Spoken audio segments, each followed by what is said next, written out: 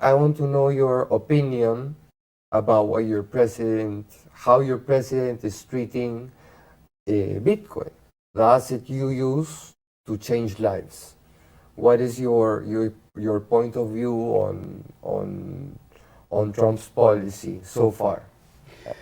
I think a lot remains to be seen on how that policy plays out.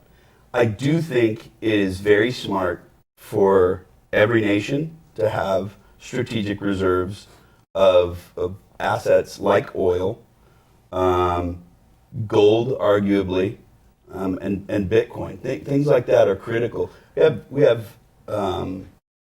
national reserves of seeds to replant crops after catastrophes. Things like that that are important. So I think that is critically important. But it's also important for any company that's smart about their treasury, and it's very, very important for each individual to start acquiring Bitcoin. It is a very limited supply. It's 21 million. There's only 1 million left to be mined, and that million will take 15 years or so to be mined out. So if you think about 7.5 billion people in the world that don't own Bitcoin right now, and there's only 1 million to go there, grab what you can now. Yeah, it is crazy to wait, but you do need to get educated. You do need to start understanding Bitcoin is not crypto, and crypto is not Bitcoin. And crypto has its purposes. But for Bitcoin, yeah, it is a race to acquire it.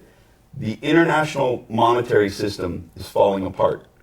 It was created for controls that are being undone by technologies, and the people, I don't think, of the planet aren't going to stand with it for much longer.